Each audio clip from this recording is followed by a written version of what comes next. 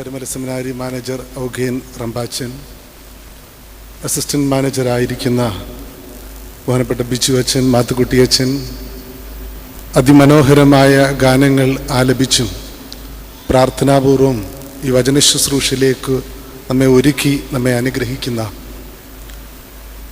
കൊട്ടാരക്കര പുനലൂർ ഭദ്രാസനത്തിലെ വൈദിക സംഘത്തിലെ അംഗങ്ങളായ ശ്രേഷ്ഠരായ വൈദികരെ, മറ്റ് പ്രിയപ്പെട്ട വൈദികരെ, സ്നേഹമുള്ള മാതാപിതാക്കളെ, സഹോദരങ്ങളെ, പരിശുദ്ധനായ പരിമല തിരുമേനിയുടെ 111 ഓർമ്മ പെരുന്നാൾ ആ പുണ്യപിതാവിൻ്റെ പ്രാർത്ഥന കൊണ്ടും പ്രവർത്തനം കൊണ്ടും ജീവിതം കൊണ്ടും കബറിടം കൊണ്ടും മധ്യസ്ഥത കൊണ്ടും ധന്യമാക്കപ്പെട്ട പുണ്യഭൂമിയിൽ സമുചിതമായി ഭക്തി പുരസ്സരം നാം ആചരിക്കുകയാണ്. വർഷങ്ങൾ കഴിയുന്തോറും ആയിരങ്ങൾ, പതിനായിരങ്ങൾ ഈ കബറിടത്തെ ലക്ഷ്യമാക്കി കടന്നു വരുന്നു. നൂറുന്ന മനസ്സുകൾക്ക് ആശ്വാസമായി, സൗഖ്യമായി, അനുഗ്രഹമായി ഈ കനിവിൻ്റെ കേദാരം മാറിക്കൊണ്ടിരിക്കുന്നു.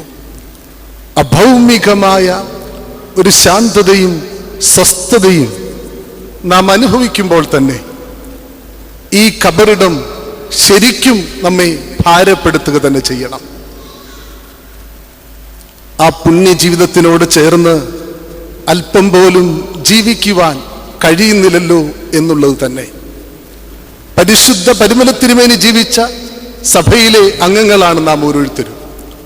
അങ്ങനെയെങ്കിൽ ആ ജീവിതമനുസരിച്ച് ജീവിക്കേണ്ടതായ ഉത്തരവാദിത്വവും ബാധ്യതയും നമുക്ക് ഏവർക്കുമുണ്ട്.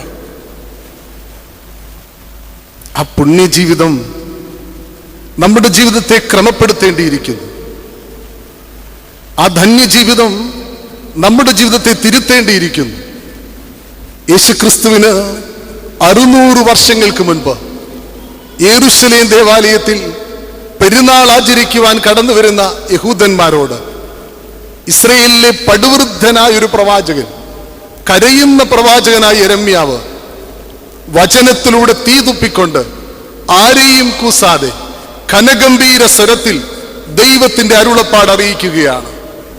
യഹോവയെ ആരാധിക്കുവാനായി ഈ വാതിലിലൂടെ കടന്നു വരുന്ന സകല യഹൂദന്മാരുമായുള്ളവരെ സൈന്യങ്ങളുടെ യഹോവ അരുളി ചെയ്യുന്നു, നിങ്ങളുടെ നടപ്പും പ്രവൃത്തിയും നന്നാക്കുകയും. പെരുന്നാളുകൾ നടപ്പും പ്രവൃത്തിയും നന്നാക്കാനുള്ളതാണ്. തിരുനാളുകൾ തിരുത്തുവാനുള്ളതാണ്.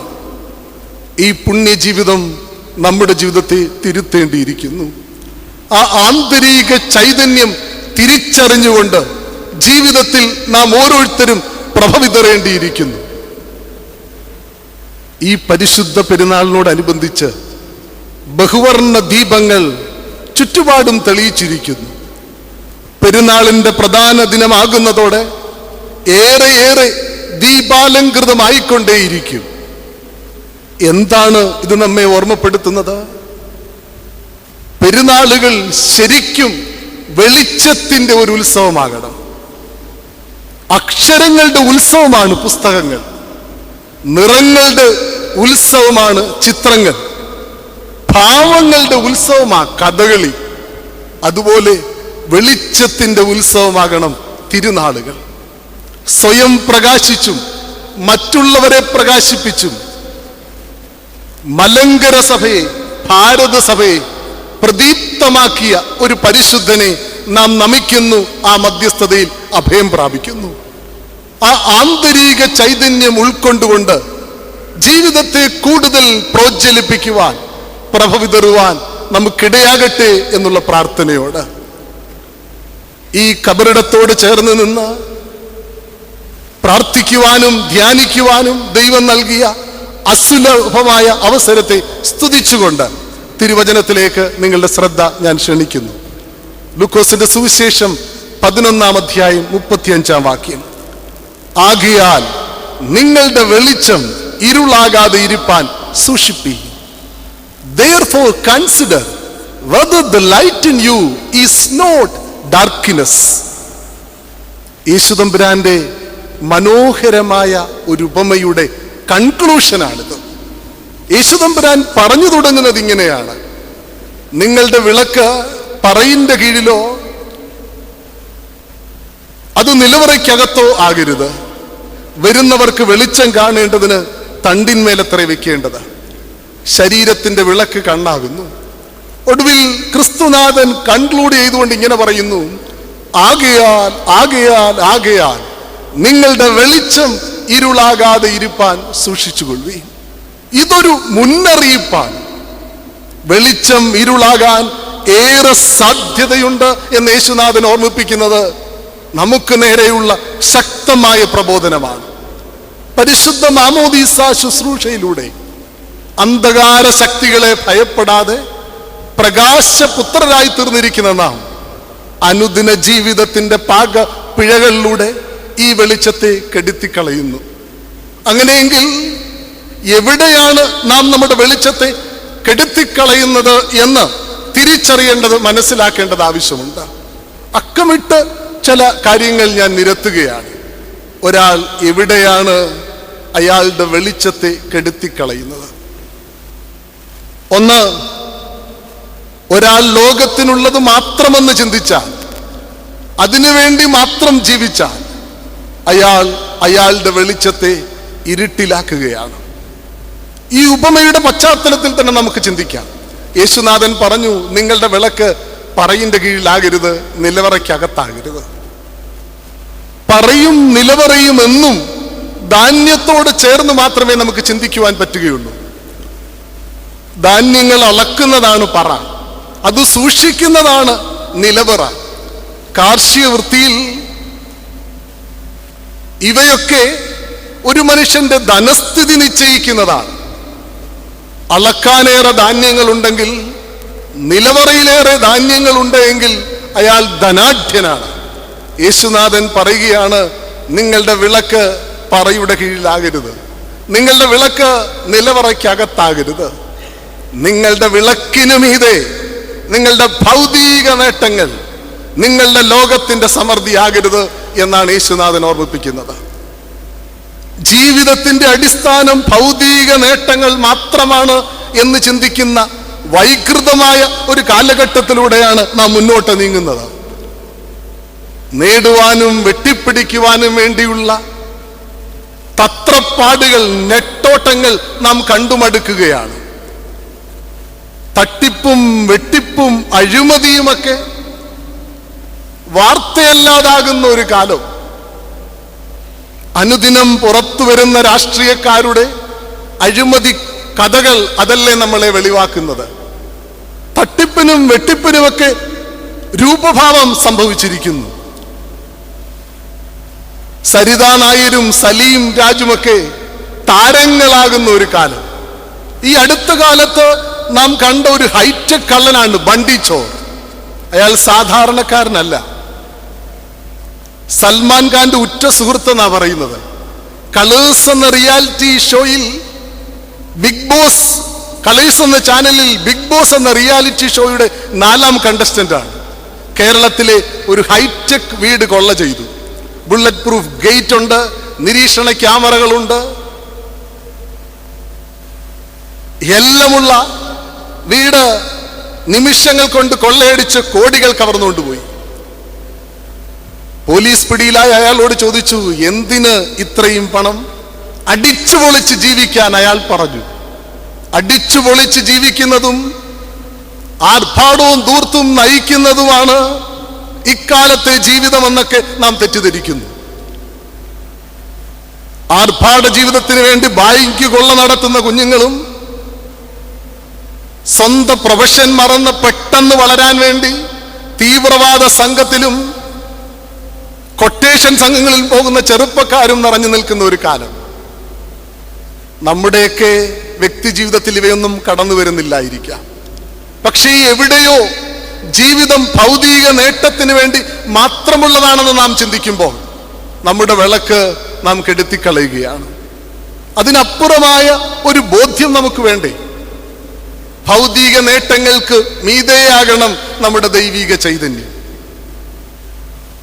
60, 70, 50 വർഷം 80 വർഷം ജീവിക്കുന്ന ഈ കാലം കൂടുതൽ നേട്ടങ്ങൾ ഉണ്ടാക്കാൻ വേണ്ടി എന്തെല്ലാം തത്രപ്പാടുകളാണ് നാം നടത്തുന്നത്. എന്നാൽ ഇതിനപ്പുറമായൊരു നിത്യജീവിതത്തിന് വേണ്ടി നാം എന്ത് പ്രയത്നിക്കുന്നു, എന്ത് ചെയ്യുന്നു? അങ്ങനെ ഒരു ജീവന്റെ വെട്ടം നമുക്ക് എത്ര പേർക്കുണ്ട്? ഈ ലോകത്തിലുള്ളതെല്ലാമാണ് നിത്യമാണ് എന്ന് നാം ചിന്തിക്കുന്നു. നാം എന്നും ഈ ലോകത്ത് സസുഖം ജീവിക്കുന്നു എന്നൊക്കെ നാം ചിന്തിക്കുകയാണ്. എനിക്ക് തോന്നുന്നു ഒരു ടെലിഫിലിം കണക്കാ ജീവിതം. 95 വയസ്സുള്ള ഒരു അമ്മച്ചി പരാതി പറഞ്ഞുകൊണ്ട് നടക്കുക. എന്നെ നോക്കാൻ ആരുമില്ല, ശ്രദ്ധിക്കാൻ ആരുമില്ല, കുടിക്കാൻ വെള്ളം കിട്ടുന്നില്ല, കഴിക്കാൻ ഭക്ഷണം കിട്ടുന്നില്ല, കൃത്യസമയത്ത് മരുന്ന് പോലും എത്തുന്നില്ല കയ്യിൽ. 5 വയസ്സുള്ളൊരു പേരക്കുട്ടി പറഞ്ഞു, എൻ്റെ അമ്മച്ചിയുടെ കാര്യമെല്ലാം ഞാൻ നോക്കിക്കൊള്ളാം, എല്ലാം കൃത്യസമയത്ത് ഞാൻ തന്നുകൊള്ളാം. 95 വയസ്സുള്ള അമ്മച്ചി 5 വയസ്സുള്ള പേരക്കുട്ടിയോട് പറഞ്ഞു, എൻ്റെ മോളെ, നീ ചെയ്യുമെന്ന് എനിക്ക് ഉറപ്പുണ്ട്, നിന്റെ കാലം കഴിഞ്ഞാൽ ഞാൻ എന്നാ ചെയ്യും? നമ്മളൊക്കെ ഇവിടെ എന്നും ഉണ്ടെന്നൊരു ചിന്താഗതിയാ. ഈ ലോകം നിത്യമാണെന്നൊരു മനുഷ്യൻ ചിന്തിച്ചാൽ, അതിനുവേണ്ടി മാത്രമാണ് ജീവിതമെന്ന് ചിന്തിച്ചാൽ, അയാളുടെ വിളക്കിനെ കെടുത്തിക്കളയുകയല്ലേ. ധനികനായ മൂഢൻ പറഞ്ഞു, തിന്നുക, കുടിക്കുക, ആനന്ദിക്കുക. ദൈവം അയാളോട് ചോദിക്കുകയാ, ഇന്ന് നീ മരിച്ചാൽ നീ ചെയ്യുന്നത് ആർക്ക് വേണ്ടിയാണ്? ചിലതൊക്കെ പാഴാകുന്നു എന്നുള്ളത് നാം തിരിച്ചറിയണം. ഏറെ നേടുന്നത് പലതും കൈവിട്ടു പോകുമെന്നും നാം തിരിച്ചറിയണം. ലിയോ ടോൾസ്റ്റോയുടെ അത്യുദാത്തമായ ഒരു കഥയാണ് how much land does a man need. ധർമ്മിഷ്ഠനായ ഒരു രാജാവിന്റെ അടുക്കൽ ഒരു ഭിക്ഷു കുറച്ച് സ്ഥലം യാചിക്കുന്നു. രാജാവ് പറയുന്നു, ഒരു ദിവസം നിനക്ക് എത്ര മാത്രം യാത്ര ചെയ്യാമോ അതെല്ലാം നിനക്ക് സ്വന്തമാണ്. പക്ഷെ ഒരു കാര്യം, സായാഹ്നത്തിന് മുൻപ് ആ വിവരം എന്നെ വന്ന് ധരിപ്പിക്കണം. ആഹ്ലാദചിത്തനായി ഇയാൾ യാത്ര നടത്തുകയാണ്. ഒരു ദിവസം രാവിലെ ഏറെ ദൂരം പിന്നിടുന്നു. വിശപ്പും ദാഹവുമെല്ലാം അവഗണിച്ച് അയാൾ ഏറെ ദൂരം പിന്നിട്ടു. അപ്പോഴേക്ക് സായംകാലമായി. അപ്പോഴാണ് ഓർത്തത്, സായാഹ്നത്തിന് മുൻപ് രാജാവിന്റെ അടുക്കൽ വിവരം ധരിപ്പിക്കണം. വെപ്രാളമായി ഇയാൾക്ക്. എല്ലാം മറന്നുകൊണ്ട് ഇയാൾ ഓടുകയാണ്. ശരീരം വിയർക്കാൻ തുടങ്ങി, വിറയ്ക്കാൻ തുടങ്ങി, തളരാൻ തുടങ്ങി. ഒടുവിൽ കിതച്ച് രാജാവിന്റെ മുൻപിൽ പിടഞ്ഞു വീണ് മരിക്കുകയാണ്. ലിയോ ടോൾസ്റ്റോയ് നമ്മോട് ചോദിക്കുകയാണ്, how much land does a man need? ഒരു മനുഷ്യന് എത്ര സ്ഥലം വേണം? 6 അടി മണ്ണ് മാത്രം. 6 അടി മണ്ണിലേക്ക് ഇയാൾ താഴ്ന്നു പോകുകയാണ്. അതിൻ്റെ ഇരുട്ടിലേക്ക് മാറുകയാണ്. ഓർക്കണം, ഒരാളുടെ ജീവിതം ഭൗതിക സുഖം മാത്രമാണെന്ന് ചിന്തിച്ചാൽ, ഭൗതിക സമൃദ്ധി മാത്രമാണെന്ന് ചിന്തിച്ചാൽ അയാളുടെ വിളക്കിനെ കെടുത്തിക്കളയുകയാണ്. 2, ജീവിത നിരാശകൾ ഒരു മനുഷ്യനെ ഇരുട്ടിലാക്കുകയാണ്. ശരിക്കും നിരാശ ഇരുട്ട് തന്നെയാണ്. തെബരിയാസ് കടൽക്കരയിൽ യേശുനാഥൻ 3-ാം പ്രാവശ്യം പ്രത്യക്ഷനാകുന്നത് യോഹന്നാന്റെ സുവിശേഷം 21-ാം അധ്യായത്തിൽ കാണുന്നുണ്ട്. 3.5 വർഷങ്ങൾക്ക് മുൻപ് ഇവൻ പറഞ്ഞതനുസരിച്ച് വള്ളവും വലയുമെല്ലാം വിട്ട് അവനോടൊപ്പം യാത്ര തിരിച്ചവരാണ് ഈ ശിക്ഷകണം. എന്നാൽ ഇപ്പോൾ അവൻ ഉദ്ധിതനായെന്ന് പറയുന്നു. അത് വാസ്തവമാണോ എന്നുള്ളത് ഇവർ ചിന്തിച്ച് നിൽക്കുകയാണ്. കാരണം അത് സ്ത്രീകൾ പറഞ്ഞ കാര്യം മാത്രമാണ്. അതുകൊണ്ട് തന്നെ ഇവർക്ക് ജീവിതത്തെ പറ്റി ഏറെ ആശങ്കയുണ്ടായി. മാർഗദീപമായി, പ്രതീക്ഷയായി ഇതുവരെയും ഗുരുവുണ്ടായിരുന്നു. ഇപ്പോൾ തങ്ങളോടൊപ്പം അവനില്ല, വല്ലപ്പോഴും അവിടെ ഇവിടെയൊക്കെ പ്രത്യക്ഷപ്പെടുന്നു എന്ന് കേട്ടറിവ് മാത്രം. അതുകൊണ്ട് തന്നെ അവർ ഉപേക്ഷിച്ച വള്ളവും വലയും എടുത്തുകൊണ്ട് അവർ ആ കടലിന്റെ തീരത്തേക്ക് പോവുകയാണ്. രാത്രി മുഴുവൻ അധ്വാനിക്കുന്നു, ഒന്നും അവർക്ക് കിട്ടുന്നില്ല. പഠിച്ച പണി 18 നോക്കുന്നു, ഒരു പരൽമീനെ പോലും കിട്ടുന്നില്ല. നിരാശ ചിത്തരാകുന്നു അവർ. അധികം താമസിച്ചില്ല, യേശുനാഥൻ പ്രത്യാശയുമായി കടന്നു വരുന്നു. അപ്പോഴേക്ക് പ്രഭാതമാകുന്നു. വലതുവശത്ത് വല വീശാൻ പറയുന്നു. വല നിറയെ മീനുമാകുന്നു. എന്താണ് ഇത് ഓർമ്മപ്പെടുത്തുന്നത്? ഒരു മനുഷ്യൻ നിരാശയിലായി കഴിഞ്ഞാൽ അവൻ ഇരുട്ടിലാണ്, പ്രത്യാശയിലായാലോ അവൻ പ്രകാശത്തിലാണ്. പലപ്പോഴും നമ്മൾ ഇങ്ങനെയുള്ള ചില ഇരുട്ടിലകപ്പെടുകയാണ്. ജീവിതത്തിൽ നിരാശ ബാധിക്കുന്ന മനുഷ്യരെ നാം കണ്ടിട്ടുണ്ട്. അവർ കൂനിക്കൂടിയാണ് ഇരിക്കുന്നത്. ആരെയും അവർക്ക് ഫേസ് ചെയ്യാൻ പറ്റില്ല, മുഖം മൂടിയിരിക്കുന്നു. എവിടെയെങ്കിലും ആളൊഴിഞ്ഞ ഇടങ്ങളിൽ, ഇരുളടഞ്ഞ സ്ഥലങ്ങളിലേക്ക് അവർ പിന്മാറിപ്പോകുന്നു. എപ്പോഴും ഓർത്തുകൊള്ളണം, നിരാശ ഇരുട്ടിലേക്കാണ് നമ്മെ നയിക്കുന്നത്. വൈവിധ്യം നിറഞ്ഞ പ്രശ്നങ്ങൾ നമുക്ക് ഏവർക്കുമുണ്ട്. കുഞ്ഞുങ്ങളെ പറ്റി ഒരാൾക്കാണെങ്കിൽ സാമ്പത്തിക വൈഷമ്യങ്ങളായിരിക്കാം, മറ്റൊരാൾക്ക് വേറൊരാൾക്ക് രോഗത്തെ പറ്റിയായിരിക്കാം, മറ്റൊരാൾക്ക് തൊഴിൽ രംഗത്തിലെ സമ്മർദ്ദത്തെ പറ്റിയായിരിക്കാം. എല്ലാവർക്കും പ്രയാസങ്ങളുണ്ട്, പ്രശ്നങ്ങളുണ്ട്. പക്ഷേ അതിനെ എങ്ങനെ നേരിടുന്നു എന്നുള്ളതാണ് ഒരു മനുഷ്യന്റെ വ്യക്തിത്വം വെളിവാക്കുന്നത്. ഇന്ന് പലരും ജീവിതത്തെ മടുത്തു എന്ന് പറയുകയാണ്. അത് നിരാശയുടെ ലക്ഷണമാണ്, അത് അന്ധകാരത്തിന്റെ ലക്ഷണമാണ്. വിവാഹം കഴിഞ്ഞു 2 മാസമായതേ ഉള്ളൂ, ദമ്പതികൾ പറയുക ജീവിതം മടുത്തു എന്ന്.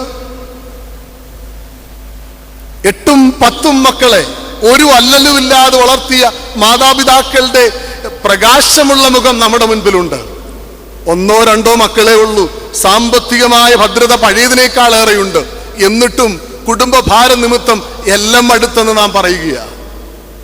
വിഷയങ്ങൾക്കെല്ലാം ഒരുവിധം നന്നേ മാർഗുണ്ട്, പക്ഷേ ഏതിനോ കുറഞ്ഞു. അവൻ പറയുക ജീവിതം അടുത്തെന്ന്. തൊഴിൽ രംഗങ്ങളിൽ ദൈവം തന്നത് അവസ്ഥയെല്ലാം, എന്നിട്ടും ചില കുഞ്ഞു ടെൻഷൻ വന്നപ്പോൾ പറയുക ജീവിതം അടുത്തു എന്നുള്ളത്. ശരിക്കും നാം ഓർക്കുക, ഇതൊരു അന്ധകാരമല്ലേ? ഇവിടെയാണ് വചനം പറയുന്നത് അവങ്കിലേക്ക് നോക്കാൻ. അവങ്കിലേക്ക് നോക്കിയവർ പ്രകാശിതരായി, അവരുടെ മുഖം ലജ്ജിച്ചു പോയതുമില്ല.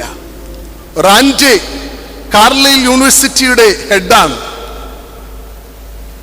അനേക കുഞ്ഞുങ്ങളുടെ ജീവിതത്തെ, ചെറുപ്പക്കാരുടെ ജീവിതത്തെ ദീപ്തമാക്കിയ മനുഷ്യൻ. പക്ഷെ അപ്രതീക്ഷിതമായി അയാൾക്ക് പാൻക്രിയാസിന് ക്യാൻസർ ബാധിച്ചു. ശരീരത്തിന് നന്നേ ക്ഷീണമായി, അതിവേദനയുമായി, യൂണിവേഴ്സിറ്റിയിൽ പോകാൻ പറ്റാതെയായി. പക്ഷെ അയാൾ നിർബന്ധം പിടിച്ചു, എനിക്കിനി ഒരിക്കൽ കൂടെ യൂണിവേഴ്സിറ്റിയിൽ പോകണം. അയാൾ യൂണിവേഴ്സിറ്റിയിൽ പോയി അവരെ അഭിസംബോധന ചെയ്ത് പ്രസംഗിച്ച പ്രസംഗം ലാസ്റ്റ് ലെക്ചർ ഓഫ് റാൻഡെ എന്ന പേരിൽ പ്രസിദ്ധമാണ്. അതിൽ അയാൾ പറയുന്ന വാക്കുകൾ ഇങ്ങനെയാണ്: ജീവിതമെന്ന് പറയുന്നത് ചീട്ടുകളി പോലെയാണ്. കയ്യിൽ വരുന്ന ചീട്ടുകൾ എന്താണെന്നൊന്നും പറയാൻ പറ്റുകയില്ല. നാം നിശ്ചയിക്കുന്നതല്ല, വരുന്നത് ഏറ്റെടുക്കുകയേ മതിയാകുള്ളൂ. പക്ഷേ എങ്ങനെ കളിക്കണമെന്ന് തീരുമാനിക്കേണ്ടത് നമ്മളാണ്. കയ്യിൽ വരുന്ന ചീട്ടുകൾ എന്താണെന്ന് പറയാൻ പറ്റുകയില്ല, പക്ഷെ എങ്ങനെ കളിക്കണമെന്ന് തീരുമാനിക്കേണ്ടത് നാം ഓരോരുത്തരുമാണ്. ജീവിതത്തെ നിരാശയോട് തള്ളി നീക്കാനുള്ളതല്ല, പ്രത്യാശയോട് നേരിടാനുള്ളതാണ് എന്ന് റാൻഡെ നമ്മെ പഠിപ്പിക്കുന്നു. നമുക്കൊക്കെ സുപരിചിതയായ ആളാണ് doctor Mary Varghese. Vellore medical കോളേജിലെ സർജനായിരുന്നു. അത്യാഹിതത്തെ തുടർന്ന് 2 കാലും മുറിച്ചു മാറ്റപ്പെട്ടു. ഒരു ഡോക്ടർ എങ്ങനെ ജീവിതത്തെ പിന്നെ നേരിടും? എങ്ങനെ സർജറികൾ നടത്തും? ആശുപത്രിയിൽ എങ്ങനെ ഓടി നടക്കും? ശരിക്കും തകർന്ന് തരിപ്പണമാകുമെന്നൊക്കെയാ നമ്മളൊക്കെ ചിന്തിക്കുന്നത്. പക്ഷേ ഡോക്ടർ മേരി വർഗീസിന്റെ വാക്കുകൾ ഇങ്ങനെയാണ്: തമ്പുരാന്റെ അടുക്കൽ ഞാൻ 2 കാല് ചോദിച്ചു, എന്നാൽ എൻ്റെ ദൈവമോ എനിക്ക് 2 ചിറകുകൾ തന്നു. ജീവിതത്തെ നിരാശയോടെ തള്ളി നീക്കാനുള്ളതല്ല, പ്രത്യാശയോട് നേരിടാനുള്ളതാണ് എന്നാണ് ഡോക്ടർ മേരി വർഗീസ് നമ്മെ ഓർമ്മപ്പെടുത്തുന്നത്. എന്താണ് ജീവിതത്തിന്റെ വൈഷമ്യങ്ങളിൽ ഒരു ക്രിസ്ത്യാനിയുടെ പ്രതികരണം? അതെങ്ങനെയായിരിക്കണം? ഇംഗ്ലീഷിൽ ഇങ്ങനെ ഒരു ചൊല്ലുണ്ട്: you can be at the end of the rope, not at the end of the hope. നിങ്ങൾ നിരാശയുടെ അറ്റത്തായിരിക്കും, പക്ഷേ ഒരിക്കലും ഒരിക്കലും ഒരിക്കലും ഒരു ക്രിസ്ത്യാനി പ്രത്യാശയുടെ അറ്റത്തായി മാറുകയില്ല. എൻ്റെ ആത്മാവേ, നീ വിഷാദിച്ചുള്ളിൽ ഞരങ്ങുന്നതെന്ത്? ദൈവത്തിൽ പ്രത്യാശ വെച്ചുകൊള്ളുക. അവൻ നിന്റെ മുഖപ്രകാശ രക്ഷയും ദൈവവുമാണ്. ദൈവത്തിൽ പ്രത്യാശ വയ്ക്കുമ്പോൾ ഇതാ മുഖപ്രകാശ രക്ഷയായി, ശോഭയായി, പ്രത്യാശയായി, പ്രഭാതമായി, വെളിച്ചമായി യേശുനാഥൻ നമ്മോട് കൂടെയുണ്ട്. ഇരുളകലുന്നതാണ് പുലരി. പുതിയ പ്രഭാതത്തിന്റെ പ്രതീകമാണ് ഉദയസൂര്യൻ. യേശുനാഥൻ ഉദയസൂര്യനായി കടന്നു വന്ന് നമ്മുടെ നിരാശകളെ, അന്ധകാരത്തെ ഉന്മൂലനം ചെയ്യട്ടെ. 3, ഒരു മനുഷ്യൻ അലസനായി ജീവിച്ച അയാളുടെ വെളിച്ചത്തെ ഇരുട്ടാക്കുകയാണ്. വചനത്തിൽ തന്നെ പറയുന്നത് ഇങ്ങനെയാണ്: നിങ്ങളുടെ ദീപം കട്ടിലിനടിയിൽ വെക്കരുത് എന്ന്. കട്ടിലെന്ന് കേൾക്കുമ്പോൾ തന്നെ നമുക്കൊരു ആലസ്യത്തിൻ്റെ ചിന്തയാണ് ഓർമ്മ വരുന്നത്. കട്ടിലിൽ കിടന്ന് പഠിക്കുക, കട്ടിലിൽ കിടന്ന് കഴിക്കുക, കട്ടിലിൽ കിടന്ന് കാണുക, അവരൊന്നും രക്ഷപ്പെടുകയില്ലെന്നാ പറയുന്നത്. കാരണം അതൊരു അലസതയുടെ ലക്ഷണമാണെന്നാ പറയുന്നത്. വേദപുസ്തകത്തിൽ താലന്തുകളുടെ ഒരു ഉപമയുണ്ട്. 5 കിട്ടിയവൻ 10 ആക്കുന്നു, 4 കിട്ടിയവൻ 2 കിട്ടിയവൻ 4 ആക്കുന്നു, 1 കിട്ടിയവൻ അവൻ എവിടെയോ കൊണ്ടിടുന്നു, ഏതോ മൂലയ്ക്ക്. അതൊരു ഇരുളിലായി മാറുകയാ. നമുക്ക് ദൈവം തമ്പുരാൻ തന്നിരിക്കുന്ന താലന്തുകൾ അലസമായി നാം കളഞ്ഞു കഴിഞ്ഞാൽ അത് നമ്മുടെ ജീവിതത്തെ ഇരുട്ടിൽ കൊണ്ടെത്തിക്കും. ഉൽപ്പത്തി പുസ്തകം 1-ാം അധ്യായം 3-ാം വാക്യത്തിൽ ഇങ്ങനെയാണ് പറയുന്നത്: ഭൂമി പാഴും ശൂന്യവുമായിരുന്നു, ആഴത്തിനു മീതെ ഇരുൾ പരന്നു. വളരെ മനോഹരമായ ഒരു പ്രതീകമാണ് അവിടെ. എവിടെ പാഴും ശൂന്യവുമായിട്ടിരിക്കുന്നോ അവിടെ ഇരുള. പാഴായ ജന്മങ്ങളെല്ലാം ഇരുളായി മാറും. നിർഗുണ ബ്രഹ്മങ്ങളായി ജീവിക്കുന്നവരെല്ലാം ഇരുട്ടിന്റെ അനുഭവത്തിലേക്ക് തള്ളപ്പെടും. വേദപുസ്തകത്തിൽ ദൈവം വിളിക്കുന്ന ഒരു പ്രവാചകനുണ്ട്, യോന. യോനയോട് ദൈവം പറഞ്ഞു, നീ നിനിവയിൽ ചെന്ന് പ്രസംഗിക്കണം. യോന ചെന്ന് പ്രസംഗിച്ചത് തർശീശിലാണ്. നിനിവ വടക്കൻ ദേശവും തർശീശ് തെക്കൻ ദേശവും. എത്ര അനുസരണയുള്ള ഒരു പ്രവാചകൻ! വടക്കോട്ട് പോകാൻ പറഞ്ഞു, തെക്കോട്ട് പോയി. അതല്ല എന്നെ അത്ഭുതപ്പെടുത്തിയത്. പ്രവാചകൻ എന്തിനായിരിക്കണം തർശീശിലേക്ക് പോയത്? നമ്മുടെയൊക്കെ പെട്ടെന്നുള്ള ചിന്താഗതി ലോകത്തിന്റെ സുഖം തേടി, ഭൗതിക സമൃദ്ധി തേടി പ്രവാചകൻ തർശീശിലേക്ക് പോയി എന്നാണ്. പക്ഷെ ഞാൻ ചിന്തിക്കുന്നത് അങ്ങനെയല്ല. തികച്ചും ഇയാൾ ഒരു അലസനായിരിക്കണം. ഇയാൾ ലോകസുഖവും നേട്ടവും തേടിയാണ് പോയിരുന്നത് എങ്കിൽ കപ്പലിന്റെ അടിത്തട്ടിൽ കിടന്ന് ഉറങ്ങുകയില്ലായിരുന്നു. കപ്പലിന്റെ മേൽത്തട്ടിൽ കിടന്ന് ഉല്ലസിച്ചേനെ, ആസ്വദിച്ചേനെ. അത് ഇയാൾ കപ്പലിന്റെ അടിത്തട്ടിൽ കിടന്ന് ഉറങ്ങുന്നു എന്ന് പറയുമ്പോൾ ഇയാളുടെ ഒരു ആലസ്യമാണ് അത് കാണിക്കുന്നത്. നിനിവയിൽ ചെന്ന് പ്രസംഗിക്കുവാനോ ജനത്തെ ഒരുക്കുവാനോ അതിനുവേണ്ടി ആ സ്ഥലം സജ്ജമാക്കാനോ തനിക്കൊന്നും പറ്റുകയില്ല എന്നുള്ള രീതിയിൽ അയാൾ കപ്പലിന്റെ അടിത്തട്ടിൽ കിടക്കുകയാണ്. ശരിക്കും അവിടെ ഇരുട്ടുമാണ്, പുതപ്പും മൂടിയ അയാൾ കിടക്കുന്നത്. ഒരു മനുഷ്യന്റെ ആലസ്യം അയാളെ ഇരുട്ടിലെത്തിക്കുകയല്ലേ. കപ്പൽ ആടി ഉലയുന്നു, അപ്പോഴും ഇയാൾക്കൊരു മാറ്റവുമില്ല. വീണ്ടും അലസനായി തന്നെ ആ ഇരുട്ടിൽ കിടക്കുകയാണ്. ഒടുവിൽ കടലിൽ വലിച്ചെറിയപ്പെടുന്നു. മത്സ്യത്തിന്റെ ഉള്ളിലും ഇരുട്ടിലാകുന്നു. എവിടെയോ വെച്ചോ അയാളൊന്ന് സടകുടഞ്ഞെഴുന്നേൽക്കുന്നു. തൻ്റെ ജീവിതത്തെ പറ്റി ഒരു ബോധ്യമുണ്ടാകുന്നു. അങ്ങനെ ഇയാൾ ദൈവത്തോട് നിലവിളിക്കുന്നു. താൻ ചെയ്യേണ്ട കർമ്മത്തെ പറ്റി അയാൾക്ക് ഓർമ്മ വരുന്നു. അപ്പോൾ ദൈവം ആ തിമിംഗലത്തെ നിനിവയിൽ കൊണ്ടെത്തിക്കുന്നു. അയാൾ നിനിവയിലെത്തുന്നു. അപ്പോൾ പ്രഭാതമാകുന്നു. കർമ്മോത്സുകതയോട് അയാൾ തൻ്റെ ദൗത്യം ഏറ്റെടുക്കുന്നു. എപ്പോഴും ഓർക്കണം, ഒരാൾ അലസതയിലായാൽ ഇരുട്ടിലാണ്, ആലസ്യത്തിലായി കഴിഞ്ഞാൽ അന്ധകാരത്തിലാണ്. ദൈവം നൽകിയ താലന്തുകൾ ഉപയോഗിക്കാനുള്ളതാണ്, അത് പാഴാക്കാനുള്ളതല്ല എന്നുള്ള തിരിച്ചറിവ് നമുക്ക് ഓരോരുത്തർക്കും വേണം. ദൈവം തരുന്ന കഴിവിൻ്റെ ഒരു സാധാരണ മനുഷ്യന്റെ കാര്യമാണ് ഞാൻ പറയുന്നത്. 10% പോലും അയാൾ ഉപയോഗിക്കുന്നില്ല എന്ന് പറയുമ്പോൾ എത്ര താലന്തുകളാ നാം വെറുതെ വെറുതെ വെറുതെ പാഴാക്കിക്കൊണ്ടിരിക്കുന്നത്.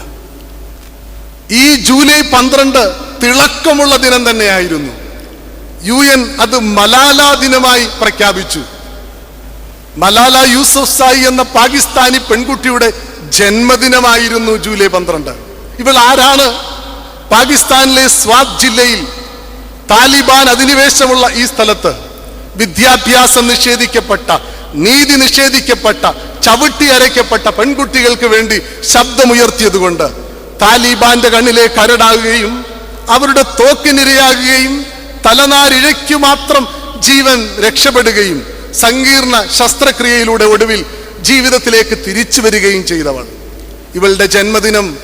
അതുകൊണ്ട് തന്നെ വിദ്യാഭ്യാസം നൽകേണ്ടതായ ആവശ്യമുള്ള പെൺകുട്ടികളെ ഓർത്തുകൊണ്ട് UN മലാല ദിനമായി പ്രഖ്യാപിച്ചു. ആ മലാല ദിനത്തിന്റെ അന്ന് തന്നെ അവൾ ബേനിസർ ഭൂട്ടോയുടെ ഷാളുമണിഞ്ഞ് UN പൊതുസഭയുടെ യൂത്ത് അസംബ്ലിയിൽ പ്രസംഗിച്ചപ്പോൾ കാതുകൂർപ്പിച്ചും ആവേശഭരിതരുമായിട്ടാണ് നാം അതൊക്കെ കേട്ടിരുന്നത്. അവൾ പറഞ്ഞതിങ്ങനെ: ഒരു പേനായുണ്ടെങ്കിൽ, ഒരു പുസ്തകമുണ്ടെങ്കിൽ, ഒരു അധ്യാപകനുണ്ടെങ്കിൽ ജീവിതത്തെ മാറ്റിമറിക്കാം. ജീവിതം അലസമായി തള്ളി നീക്കാനുള്ളതല്ല. നിയോഗബോധ്യത്തോടെ, ദൈവീക ബോധ്യത്തോടെ അത് ഏറ്റെടുക്കാനുള്ളതാണ്, അർത്ഥപൂർണമായി വിനിയോഗിക്കാനുള്ളതാണെന്ന് അവൾ പറയുകയാണ്. എന്നെ കേൾക്കുന്ന പ്രിയമുള്ളവരെ, ജീവിതത്തിൽ ദൈവം തരുന്ന താലന്തുകളെ അലസമായി കളഞ്ഞു കഴിഞ്ഞാൽ, അതിനെ ഉപയോഗിക്കാതെ ഇരുന്നു കഴിഞ്ഞാൽ നമ്മുടെ ജീവിതം ഇരുട്ടിലായി മാറുകയാണെന്ന് നാം തിരിച്ചറിയണം. അതുകൊണ്ട് ആ മലയാളത്തിൽ ഇങ്ങനൊരു ചൊല്ലുള്ളത്, ഇരുന്ന് തുരുമ്പിക്കരുത്, എരിഞ്ഞ് എരിഞ്ഞ് എരിഞ്ഞ് പ്രകാശമായി മാറണം. 4, ഒരു മനുഷ്യൻ ജഡത്തിന്റെ സുഖങ്ങളിലും ശരീരത്തിന്റെ കാമനകളിലും തൻ്റെ ജീവിതത്തെ തള്ളിവിടാൻ ശ്രമിക്കുമ്പോൾ അയാളുടെ പ്രകാശത്തെ കെടുത്തിക്കളയുകയാണ്. റോമാലേഖനം 13-ാം അധ്യായം 13-14 വാക്യങ്ങൾ. പകൽ സമയത്തെന്നതുപോലെ മര്യാദയായി നടക്കുക, വെറുക്കൂത്തിലും മദ്യപാനങ്ങളിലുമല്ല, ശയനമോഹങ്ങളിലും ദുഷ്കാമങ്ങളിലുമല്ല, പിണക്കത്താലും അസൂയാലുമല്ല, മോഹങ്ങൾ ജനിക്കുമാറ് ജഡത്തിനായി ജീവിക്കരുത്. ഒരാൾ ജഡത്തിനായി ജീവിക്കുമ്പോൾ അയാൾ അന്ധകാരത്തിലാണ്. ഒരാൾ ആത്മാവിനായി ജീവിക്കുമ്പോഴാണ് അയാൾ പ്രകാശപൂരിതനായി മാറുന്നത്. ഇന്ന് പലപ്പോഴും പലരുടെയും ജീവിതം ജഡത്തിന് വേണ്ടി മാത്രമുള്ളതാണെന്ന് തോന്നത്തക്ക രീതിയിലാണ്. മദ്യവും മയക്കുമരുന്നും കൊള്ളയും കൊലപാതകവുമായി ജീവിതത്തെ നശിപ്പിക്കുന്നു. ഈ പരിശുദ്ധമായ പരിപാവനമായ ഈ ശരീരം, 1 കൊരിന്ത്യർ 3:14 പറയുന്നു, നിങ്ങൾ ദൈവത്തിന്റെ മന്ദിരമാണ്, ദൈവത്തിന്റെ ആത്മാവ് നിങ്ങളിൽ വസിക്കുന്നുവെന്ന്. ഈ പരിപാവനമായ ദൈവമന്ദിരത്തെ ചന്തകണക്ക് കാണുന്ന എത്രയോ ആളുകൾ നമ്മുടെ ഇടയിലുണ്ട്, നമ്മുടെ ചുറ്റുപാടുകളിലുണ്ട്. മദ്യത്തിന്റെ ലഹരിയിൽ സ്വന്തം മകളെ പീഡിപ്പിച്ച പിതാവും സഹപാഠികളുടെ പ്രേരണ അനുസരിച്ച് സ്വന്തം അമ്മ വസ്ത്രം മാറുന്നത് ഒളിഞ്ഞിരുന്നു കൊണ്ട് മൊബൈൽ ക്യാമറയിൽ പകർത്തി അവർക്ക് നൽകിയ 12 വയസ്സുകാരൻ കുഞ്ഞുമൊക്കെ നമ്മുടെ ചുറ്റുപാടുകളിലുണ്ട്. ഒരാഴ്ച മുൻപ് നടന്നതോ, എറണാകുളത്തുള്ള സമൂഹ വിവാഹത്തിൽ പങ്കെടുത്ത നവവധുവാണ് തൊട്ടടുത്ത ദിവസം ഇരട്ട കുട്ടികളെ പ്രസവിച്ചത്. ഞാൻ അന്നേരം ചിന്തിച്ചു, ഇവളിതെങ്ങനെ ഒതുക്കി വെച്ചു എന്ന്. അതല്ല ഭയപ്പെടുത്തുന്നത്, പ്രസവിച്ച ഉടനെ ഈ ചോര കുഞ്ഞുങ്ങളെ കഴുത്തറുത്തു കൊന്നു. അവൾക്ക് പറയാനുള്ളത് ഇങ്ങനെയായിരിക്കാം, എൻ്റെ ഭാവിക്ക് വേണ്ടി ഞാൻ മറ്റെന്ത് ചെയ്യാനെന്നുള്ളത്. ശരീരത്തിന്റെ കാമനകൾക്കും ജഡീക സുഖങ്ങളും അനുസരിച്ചൊരു മനുഷ്യൻ ജീവിക്കുമ്പോൾ ശരിക്കും അയാൾ അന്ധകാരത്തിലല്ലേ? പുറമെ എത്രയോ പ്രഭ വിതറി നടന്നുകൊണ്ടൊന്നും കാര്യമില്ല. ജഡത്തിന്റെ ആസക്തിയിൽ ശരീരത്തെ ഈ ലോകത്തിന്റെ കാമനകൾക്കനുസരിച്ച് വിട്ടുകൊടുത്താൽ അയാളുടെ ജീവിതത്തെ നശിപ്പിക്കുകയാണ്. ഭോഗചിന്തയാണ് അന്ധകാരം, യോഗചിന്തയാണ് പ്രകാശം. നമുക്കെല്ലാവർക്കും ഒരു ഹാലോയുണ്ടെന്നാണ് പറയുന്നത്, ഒരു പ്രഭാവലയം. പക്ഷേ എവിടേക്കോ ജഡാസക്തി കൂടിക്കൂടി വരുമ്പോൾ ഈ പ്രഭാവലയം നഷ്ടപ്പെട്ടു പോകുമെന്നാണ് പറയുന്നത്. എന്നാൽ ഋഷീശ്വരന്മാർ അവരവരുടെ ഈ പ്രഭാവലയത്തെ തപനിഷ്ഠയിലൂടെ, പ്രാർത്ഥന ജീവിതത്തിലൂടെ ഇതിനെ പ്രോജ്വലിപ്പിക്കുന്നു. പരിശുദ്ധ പരിമല തിരുമേനിയുടെ മുഖത്തേക്ക് നോക്കുമ്പോൾ ആ ഹാലോ, ആ പ്രഭാവലയം എത്ര തേജോമയമായിരിക്കുന്നു. ഭോഗചിന്തയിലേക്ക് ഒരാൾ പോയാൽ അയാൾ അന്ധകാരത്തിലാണ്. പഴയ നിയമം പരിശോധിക്കുമ്പോൾ ഏറെ ലാവണ്യമുള്ള ഒരു കഥാപാത്രമുണ്ട്. ഗോത്രപിതാവായി യാക്കോബിന്റെ പ്രിയ മകൻ യൗസേപ്പ്. ഏറെ പ്രലോഭനങ്ങളിലൂടെയും പ്രതിസന്ധികളിലൂടെയും കടന്നുപോയ മനുഷ്യനായ ഇയാൾ നേരിടുന്ന ഏറ്റവും വലിയ പ്രലോഭനം പൊത്തിഫേറിന്റെ ഭവനത്തിൽ വെച്ചാണ്. യജമാനത്തി തന്നോടൊപ്പം ജീവിക്കുവാൻ ജോസഫിനെ ക്ഷണിക്കുകയാണ്. നിങ്ങൾ ഓർക്കണം, ഈജിപ്ഷ്യൻ സ്ത്രീകൾ എന്ന് പറയുന്നവർ അവർ ഫിസിക്കൽ അപ്പിയറൻസിന് ഏറെ പ്രാധാന്യം കൊടുക്കുന്നവരാ, ശരീര സൗന്ദര്യത്തിന്. അകമ്പടി നായകന്റെ ഭാര്യ എന്ന് പറയുമ്പോൾ വിവാഹ ശുശ്രൂഷയിൽ നമ്മളൊക്കെ പറയുന്നത് പോലെ സുന്ദരികൾ അതിസുന്ദരിയായിരിക്കണം. അങ്ങനെയുള്ള ഒരുവളാണ് അവളോടൊപ്പം ജീവിക്കാൻ ജോസഫിനോട് പറയുന്നത്.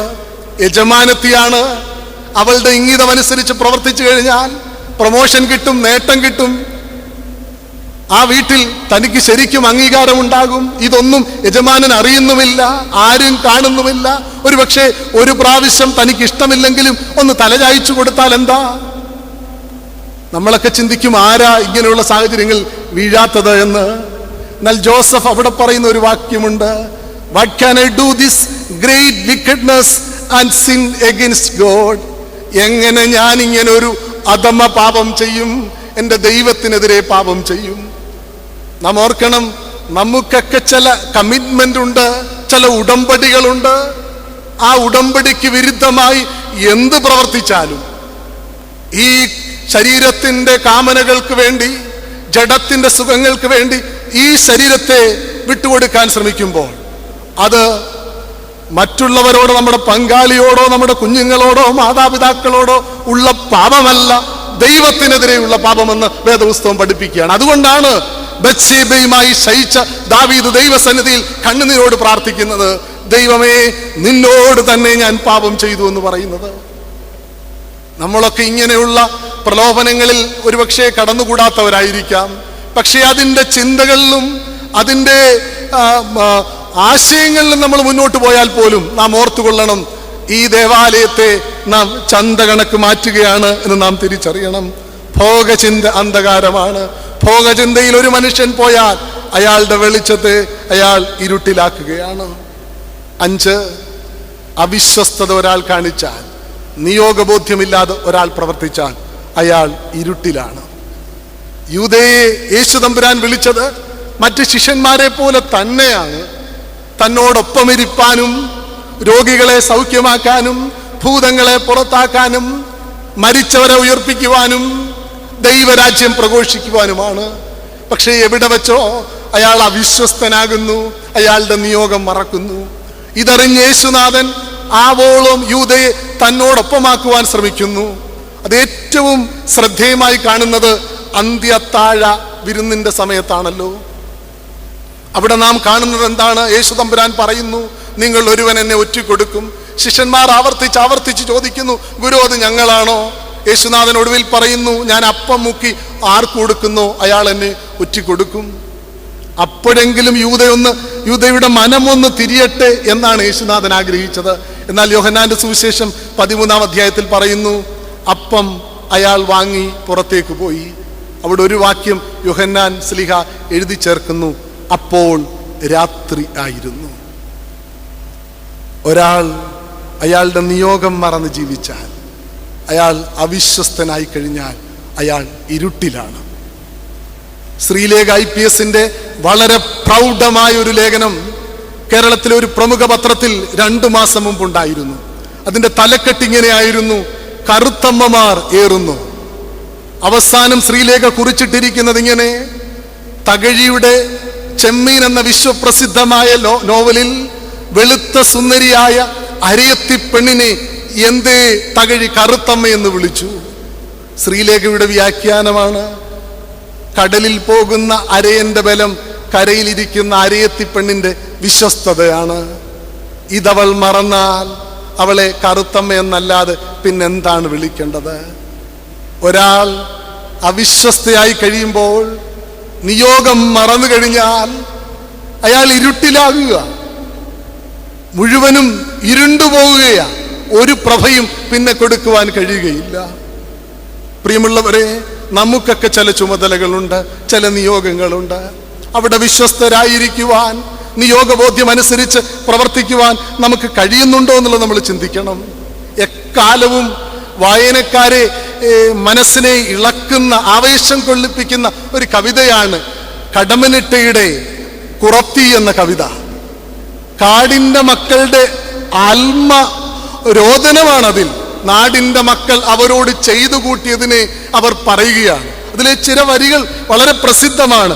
നിങ്ങൾ എൻ്റെ കറുത്ത മക്കളെ ചുട്ടു തിന്നുന്നു, നിങ്ങൾ അവരുടെ നിറഞ്ഞ കണ്ണുകൾ ചൂഴ്ന്നെടുക്കുന്നു, നിങ്ങൾ ഞങ്ങളുടെ കുഴിമാടം കുളം തോണ്ടുന്നു, നിങ്ങൾ അറിയണം ഇന്നു ഞങ്ങൾക്കില്ല വഴിയെന്ന്. കാടിന്റെ മക്കൾ, ഒന്നും അറിയാത്ത കാടിന്റെ മക്കൾ നാടിന്റെ മക്കളായ നമ്മളോട് ചോദിക്കുകയാണ്, വഴി കാട്ടിത്തരണ്ടം, നിങ്ങൾ തന്നെ ഞങ്ങളുടെ വഴി അടച്ചുവല്ലോ എന്ന്. ഞാൻ പറയുകയാ, കാടിന്റെ മക്കളുടെ വഴിയൊന്നും നിങ്ങൾ തെളിച്ചു കൊടുക്കണ്ട. നമ്മുടെ വീട്ടിൽ ഒരു വഴി തെളിച്ചു കൊടുക്കാൻ, നമ്മുടെ വീട്ടിൽ ഒരു ദീപം തെളിച്ചു കൊടുക്കാൻ നമുക്ക് കഴിഞ്ഞില്ലെങ്കിൽ ജീവിതം കൊണ്ട് നമ്മൾ എന്ത് നേടി? സ്വന്തം പങ്കാളിക്ക് ഒരു ദീപം തെളിച്ചു കൊടുക്കാൻ, മാതാപിതാക്കൾക്കൊരു ദീപം തെളിച്ചു കൊടുക്കുവാൻ, കുഞ്ഞുങ്ങൾക്കൊരു ദീപം തെളിച്ചു കൊടുക്കുവാൻ നമുക്ക് എത്ര പേർക്ക് കഴിയുന്നുണ്ട്? ഇങ്ങനെയുള്ളതും വേണ്ട, ദീപം തെളിച്ചു തന്നവർക്കെങ്കിലും ഒരു ദീപം നാം തെളിച്ചു കൊടുക്കേണ്ടതല്ലേ? ചാനലുകളിലെല്ലാം 1-2 ദിവസമായി വാർത്തയായിരുന്നു, കേരളത്തിൽ ഏറ്റവും കൂടുതൽ വൃദ്ധരായ മാതാപിതാക്കൾ ഉപേക്ഷിക്കപ്പെട്ടവരായിട്ടുള്ളത് ഗുരുവായൂരിലാണ് എന്ന്. അതിനെപ്പറ്റിയുള്ള അന്വേഷണത്തിൽ അവർക്ക് മനസ്സിലായ ചില വിവരങ്ങളുണ്ട്. എങ്ങനെയാണെന്നറിയാമോ?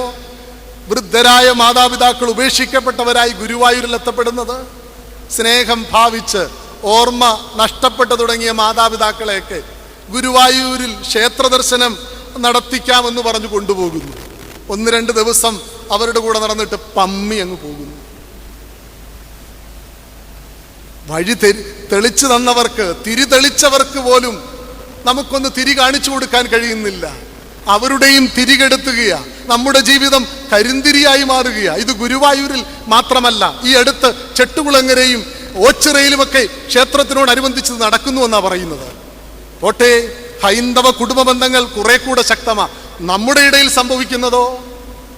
എനിക്ക് തോന്നുന്നു നമ്മുടെയൊക്കെ ഭവനങ്ങളിൽ മാതാപിതാക്കൾ അവഗണിക്കപ്പെടുന്നു എന്ന് മാത്രമല്ല, പീഡിപ്പിക്കപ്പെടുന്നു, നിന്ദിക്കപ്പെടുകയാണ്. തൃശ്ശൂരിലെ ഒരു ഒരു സമ്പന്ന പുരാതന ക്രൈസ്തവ കുടുംബത്തിൽ നടന്ന ഒരു അമ്മയുടെ ദുരവസ്ഥ നമ്മുടെയൊക്കെ ക്രൈസ്തവ കുടുംബത്തിലെ വീട്ടമ്മമാരുടെ ദയനീയ ചിത്രമാണ്. അതിൽ പറയുന്ന സംഭവം ഇങ്ങനെയാണ്. അതിൻ്റെ ആ വാർത്തയുടെ തലക്കെട്ട് ഇങ്ങനെയായിരുന്നു: ഇളയ മകൻ പെറ്റമ്മയെ 10 ലക്ഷത്തിന് ലേലം വിളിച്ചു. പെറ്റമ്മയെ കൂടെ നിർത്താൻ ഇളയ മകൻ ആർക്കോ 10 ലക്ഷം കൊടുത്തു എന്ന് ചിന്തിക്കുന്നുവെങ്കിൽ തെറ്റി. അമ്മയെ കൂടെ നിർത്തണമെങ്കിൽ അമ്മ 10 ലക്ഷമെങ്കിലും തൻ്റെ കയ്യിൽ തരണമെന്നുള്ളതാണ്. ഈ അമ്മയ്ക്ക് 9 മക്കളാണ്. എല്ലാവരും സാമ്പത്തികമായി ഏറെ ഭദ്രതയുള്ളവർ. 4 പേർ സ്വർണത്തിൻ്റെ തൃശ്ശൂരിൽ മൊത്തക്കച്ചവടം നടത്തുന്നു, 2 പേർ ജുവലറി നടത്തുന്നു, 2 പേർ വിദേശത്ത് ബിസിനസ്. ഏക മകളുടെ ഭർത്താവ് ബാങ്ക് മാനേജരുമാണ്. ഭർത്താവ് മരിച്ചതോടുകൂടി ഈ അമ്മയുടെ കഷ്ടകാലം തുടങ്ങി. മക്കളുടെ വീടുകളിൽ മാറി മാറി നടക്കേണ്ട ഗതികേട് വന്നപ്പോൾ ഈ അമ്മ വിചാരിച്ചു, മക്കളിൽ ആരെങ്കിലും തന്നെ സംരക്ഷിക്കണമെങ്കിൽ കുറെ പണം വാഗ്ദാനം ചെയ്താലോ. അമ്മ മക്കളെ എല്ലാവരെയും വിളിച്ചു കൂട്ടിയിട്ട് പറഞ്ഞു, എന്നെ നോക്കുന്നവർക്ക് ഞാൻ പണം തരാൻ ഉദ്ദേശിക്കുകയാണ്, നിങ്ങൾ തീരുമാനിക്കുക ഞാൻ ആരുടെ കൂടെ നിൽക്കണം. അപ്പോൾ മക്കൾ ലേലം വിളി തുടങ്ങി. 12 വിളിച്ചവരുണ്ട്, 15 വിളിച്ചവരുണ്ട്, 18 വിളിച്ചവരുണ്ട്, 20 വിളിച്ചവരുണ്ട്. ഏറ്റവും കുറച്ച് വിളിച്ചത് ഇളയ മകനാണ്. 10 ലക്ഷം വിളിച്ചു. ഒരു മടിയില്ലാതെ തൻ്റെ ബാങ്കിലെ പണം മുഴുവൻ പിൻവലിച്ചിട്ട് ഇളയ മകൻ്റെ കയ്യിൽ കൊടുത്തിട്ട് അവനോടൊപ്പം പോവുകയാണ്.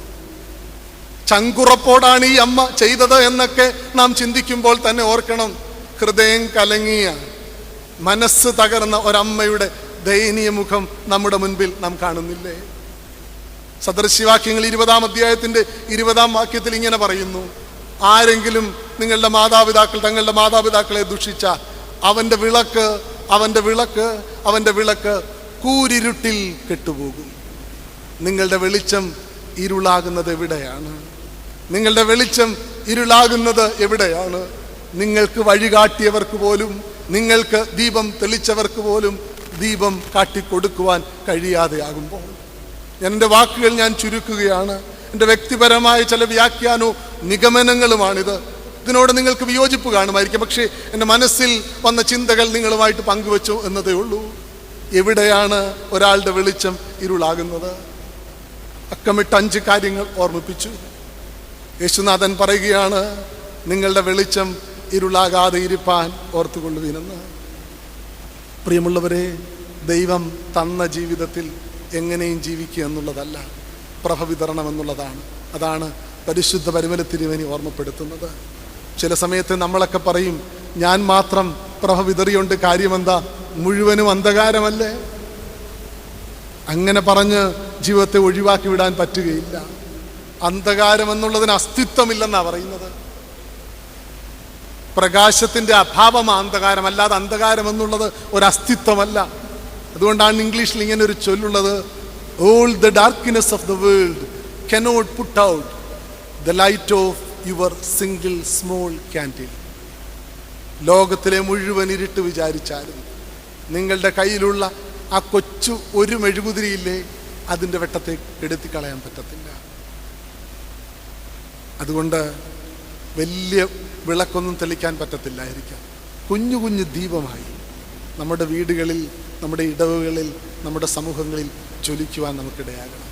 ഇവിടെയാണ് ഒരാളുടെ വെളിച്ചം ഇരുളാകുന്നത്. ലോകത്തിന് മാത്രമുള്ളതാണെന്ന് അറിഞ്ഞ് ജീവിക്കുമ്പോൾ അയാളുടെ വെളിച്ചം കെട്ടുപോകും. ജീവിതത്തിൻ്റെ നിരാശ അയാളുടെ വിളക്കിനെ കെടുത്തിക്കളയും. അലസത ഒരു മനുഷ്യൻ്റെ പ്രകാശത്തെ ഇല്ലാതാക്കും. ജഡാസക്തിയും ശരീരത്തിൻ്റെ കാമനകളും അവനെ അന്ധകാരത്തിലേക്ക് കൊണ്ടുപോകും. ജീവിതത്തിൻ്റെ നിയോഗത്തെപ്പറ്റി ബോധ്യമില്ലായ്മ, അവിശ്വസ്തത കാണിക്കുന്നത് അയാളുടെ ജീവിതത്തെ ഇരുട്ടിലാക്കും. ആകയാൽ നിങ്ങളുടെ വെളിച്ചം ഇരുളാകാതെ ഇരുപ്പാൻ സൂക്ഷിക്കുകയും. ജർലിയുടെ ഒരു കുറിപ്പ് പറഞ്ഞുകൊണ്ട് ഞാൻ എൻ്റെ വാക്കുകൾ ഉപസംഹരിക്കുകയാണ്. കടലിൻ്റെ മർമ്മമറിയുന്ന തച്ച, എവിടെ വലയെറിയണമെന്ന് നീ ഞങ്ങൾക്ക് പറഞ്ഞു തരണം. വലതുവശത്തോ ഇടതുവശത്തോ അല്ല, അതിനു മുൻപ് ഈ വലയുടെ കെണിയിൽ നിന്ന് രക്ഷ നേടാൻ നീ ഞങ്ങൾക്കൊരു വഴി കാണിച്ചു തരൂ. അന്ധകാരത്തിൻ്റെ കെണിയിലൊക്കെ നാം അകപ്പെടുന്നുണ്ട്. സത്യപ്രകാശമായ ദൈവസന്നിധിയിൽ കരങ്ങൾ കൂപ്പി പ്രാർത്ഥിക്കാം. തമ്പുരാനെ, ഈ കെണികളെ പൊട്ടിച്ച് നീ കാണിച്ചു തരുന്ന പാതയിൽ ചരിക്കുവാൻ ഞങ്ങളെ ഇടയാക്കണമേ. ആകയാൽ നിങ്ങളുടെ വെളിച്ചം ഇരുളാകാതെ ഇരിപ്പാൻ സൂക്ഷിക്കുക.